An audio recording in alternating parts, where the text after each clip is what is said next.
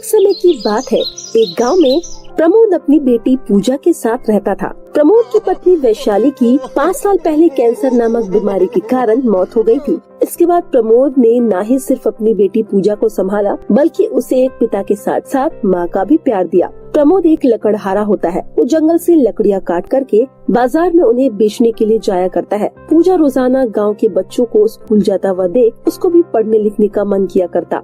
वो रोजाना अपने गांव के स्कूल के बाहर खड़ी होकर बच्चों को स्कूल जाते हुए देखती और सोचती, काश मैं भी इन बच्चों की तरह रोजाना स्कूल जाती। मुझे भी पढ़ने लिखने का बहुत मन करता है, पर पापा इतने पैसे नहीं कमाते कि वो मुझे स्कूल में एडमिशन करवा सके। वो तो बड़ी मुश्किल से 2 वक्त की रोटी जुटा पाते हैं, इसीलिए स्कूल जाना तो मेरे लिए सिर्फ एक सपना ही है, ऐसा सपना जो कभी पूरा न हो पाएगा। ये सोचते हुए अचानक पूजा की आंखों में आंसू आ जाते हैं। तभी स्कूल के बाहर खड़े हुए पूजा को स्कूल का वॉचमैन देख लेता है।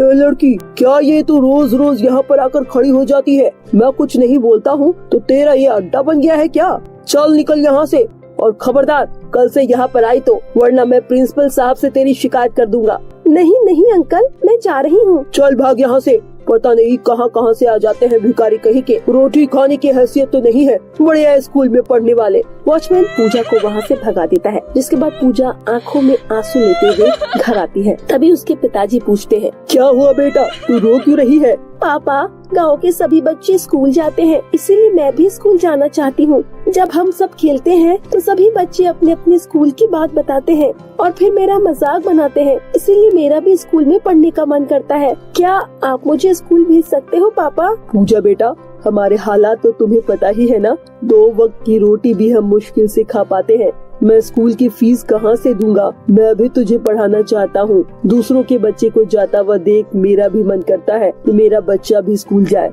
लेकिन मैं तुझसे वादा करता हूँ, कल से मैं और ज्यादा कड़ी मेहनत करूँगा और पैसे जोड़ करके तुझे भी स्कूल भेजूंगा। ठीक है पापा, मैं भी एक दिन पढ़ लिख के बहुत बड़ी डॉक्टर बनूंगी। हाँ बेटा, मेरा भी सपना है कि तू एक दिन बहुत बड़ी डॉक्टर बने। हमारे माता पिता तो हमारे सपनों को नहीं पूरा कर पाए, पर मैं कोशिश करूँगा कि मैं तुम्हारे सपने को पूरा करूं। पूजा बहुत खुश होती है क्योंकि प्रमोद ने पूजा को वादा जो किया था वो अब और कड़ी मेहनत करेगा, जिसके बाद वो भी स्कूल जाएगी। ऐसे ही दिन बीत रहे होते हैं। रोज की तरह आज भी प्रमोद लकड़ियाँ काटने के लिए जंगल जा रहा होता है, लेकिन वो जंगल में जब लकड़ियाँ काट रहा होता है तभी उसके ऊपर एक बहुत बड़ा पेड़ अचानक गिर जाता है, जिससे उसकी मौके पर ही मौत हो जाती है। पिता की मौत के बाद पूजा बहुत ही ज्यादा उदास रहने लग जाती है, क्योंकि पूजा के पिताजी के अलावा उसका इस दुनिया में कोई नहीं होता है और वो अनाथ हो जाती है। उस पर कोई जमा पूंजी भी नहीं होती है जिससे वो 2 वक्त की रोटी खा सके, इसीलिए वो रोजाना भूखे ही सो जाती है और अपने पिताजी की याद में रोती रहती है। एक दिन पड़ोस की औरत भारती उसे 2-3 जगह झाड़ू पोछा का काम दिलवा देती है और फिर पूजा रोजाना उन 3 घरों में जाकर साफ सफाई का काम करती है, लेकिन वहाँ की मालकिन भी पूजा के साथ बहुत ही बुरा बर्ताव करती है। ओए पूजा की बच्ची, अच्छे से झाड़ू लगा, मैं तुझे फ्री के पैसे नहीं देती हूँ, इसीलिए अच्छे से जमीन को चमका। अगर जमीन नहीं चमकी तो मैं तेरे पैसे काट लूंगी। हाँ मालकिन, मैं अच्छे से जमीन साफ करूंगी। पूजा के साथ रोज ही ऐसा कुछ न कुछ हुआ करता था। एक दिन तो, जा तू मेरे लिए रोटी बना दे, मुझे बहुत तेज भूख लगी है। पूजा का काम खाना बनाने का नहीं होता है, पर वो सोचती है कि कभी कभी मालकिन उसे खाना खिला देती है, इसीलिए वो मालकिन को मना न करके उसके लिए एक रोटी बना ही दे। उसके बाद पूजा रसोई में रोटी बनाने के लिए चली जाती है। पूजा रोटी बना रही होती है, तभी उससे रोटी जल जाती है। अरे ये जलने की बदबू कहाँ से आ रही है? कहीं इस करम जली ने तो रोटी नहीं जला दी? इसके बाद मालकिन रसोई में जाकर देखती है तो तवे पर रोटी जली हुई होती है, जिसे देखकर मालकिन बहुत गुस्से में आ जाती है और बोलती है, तुझसे कोई काम ठीक से होता है? साफ सफाई करती है तो तुझसे साफ सफाई नहीं होती है। आज तुझे रोटी बनाने के लिए बोला, तूने तो रोटी ही जला दी। आटे के पैसे देगी क्या मेरे को? अभी बताती हूँ तुझे मैं, रुक। इसके बाद मालकिन चिमटे से पूजा का हाथ जला देती है, जिसके बाद रोते हुए पूजा घर पर आ जाती है और अपने पिताजी की तस्वीर के सामने खड़े होकर बोलती है, पिताजी, मुझे आपकी बहुत ज्यादा याद आती है। आप दोनों मुझे इतनी छोटी सी उम्र में छोड़कर चले गए हो। मैं तो आप लोगों के बिना जी भी नहीं पा रही हूँ। देखिए ना, आज तो मालकिन ने मेरा हाथ ही चला दिया। मालकिन मेरे ऊपर बहुत अत्याचार करती है। पूजा के इतना बोलने के बाद प्रमोद की तस्वीर से आवाज आती है, बेटा तुम चिंता मत करो, मैं तुम्हारे पास ही हूँ। पिताजी, क्या आप तस्वीर से बोल रहे हैं? हाँ बेटा, मैं तस्वीर से ही बोल रहा हूँ। पिताजी, मैं बिल्कुल भी नहीं जीना चाहती हूँ, आप मुझे अपने पास बुला लीजिए। बेटा ऐसी बातें नहीं बोलते हैं, तुम्हें तो अभी पढ़ लिख कर डॉक्टर बनना है ना, और मेरा सपना पूरा करना है बेटा।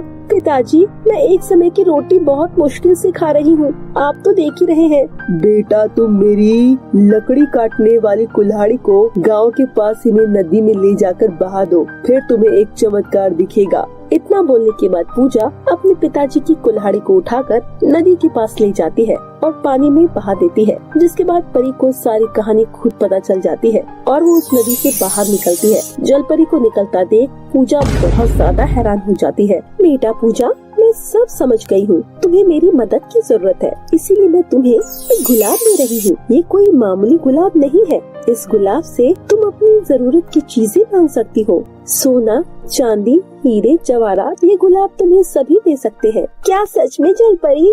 हाँ पूजा, अब तुम इस गुलाब से अपने सभी सपने पूरे कर सकती हो। मेरा आशीर्वाद सदा तुम्हारे साथ है। धन्यवाद जलपरी जी, मैं इस गुलाब का इस्तेमाल हमेशा सही चीजों के लिए ही करूँगी। जिसके बाद पूजा उस गुलाब को अपने साथ ले जाती है और उस गुलाब से कहती है, मुझे ज्यादा धन दौलत की जरूरत नहीं है, मुझे बस मेरी पढ़ाई के लिए, कुछ बेजुबान जानवरों के लिए और कुछ गरीब लोगों का पेट भरना है। इसीलिए थोड़ा धन मिल जाता तो बहुत अच्छा हो जाता। पूजा के इतना बोलते ही जादुई गुलाब पूजा को ढेर सारे रुपए पैसे देता है। जिसके बाद पूजा स्कूल में अपना एडमिशन करवा लेती है और वो रोजाना स्कूल जाने लगती है और साथ में ही वो गरीब और अनाथ लोगों की मदद भी करती है। और फिर कुछ साल बाद पढ़ लिख कर पूजा एक बहुत बड़ी डॉक्टर बन जाती है और वो गांव में ही लोगों का मुफ्त इलाज करती और अपना खुद का एक बहुत बड़ा हॉस्पिटल भी खोल लेती है।